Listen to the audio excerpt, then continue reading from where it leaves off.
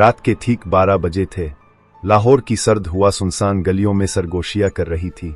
पुरानी हवेलियों की दीवारों पर लटकते जर्द बल्ब मध्यम रोशनी फैला रहे थे। इसी सुनसानी में अली अपनी मोटरसाइकिल आहिस्ता आहिस्ता चलाता हुआ अंदरून शहर की तरफ जा रहा था। इसे अभी अभी एक पुरअसरार फोन कॉल मौसूल हुई थी। अगर सच जानना चाहते हो तो आधी रात को पुरानी हवेली पहुंच जाओ अकेले। अली एक सहाफी था और शहर में होने वाली पुरअसरार गुमशुदगियों की तहकीक कर रहा था। पिछले 3 महीनों में 5 लोग गायब हो चुके थे और हर एक का ताल्लुक एक ही जगह से था, शाही किले के करीब वाक़े वही पुरानी हवेली जिसे लोग मनहूस समझते थे। हवेली के सामने पहुंचकर अली ने गहरी सांस ली। जंग आलूद दरवाज़ा हल्का सा खुला हुआ था, जैसे किसी ने इसका इंतज़ार किया हो। इसने हिम्मत करके दरवाज़ा धकेला। दरवाज़ा चरचराती आवाज़ के साथ खिल गया और अंदर घुप अंधेरा था। ऊपर आओ, दूसरी तरफ से सरगोशी सुनाई दी और काल किट गई। अली के कदम सीढ़ियों की तरफ बढ़ने लगे। हर कदम के साथ लकड़ी की सीढ़ियां कराहती थीं।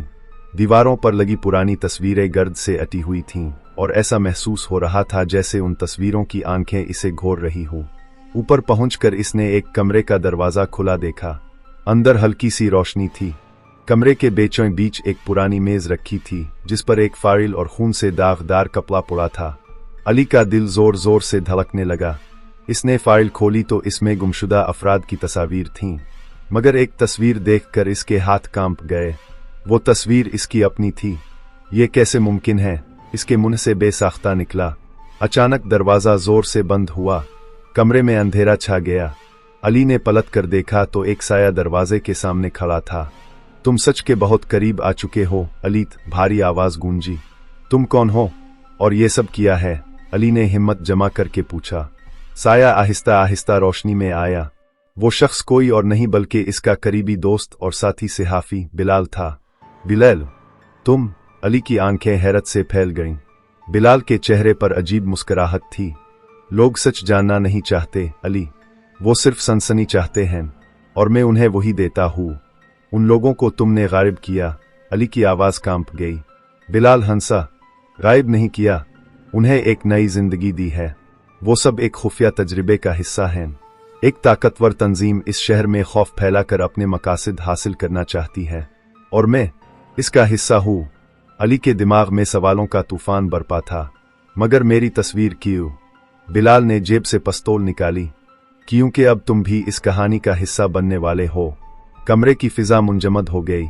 अली ने तेजी से इर्द गिर्द नजर दौड़ाई। मेज पर रखा लैंप अभी भी मध्यम जल रहा था। अचानक इसने लैंप उठाकर बिलाल की तरफ फेंका।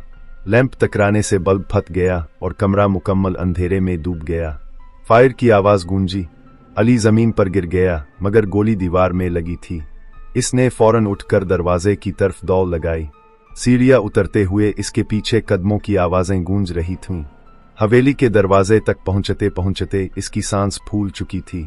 बाहर निकलते ही इसने दरवाजा जोर से बंद किया और मोटरसाइकिल की तरफ भागा। पीछे से बिलाल की चीख सुनाई दी, तुम बच नहीं सकते। अली ने मोटरसाइकिल स्टार्ट की और पूरी रफ्तार से वहां से निकल गया। इसके जहन में एक ही बात गूंज रही थी, ये कहानी अभी खत्म नहीं हुई। अगले दिन शहर के तमाम अखबारात में एक चौंका देने वाली खबर शाये हुई।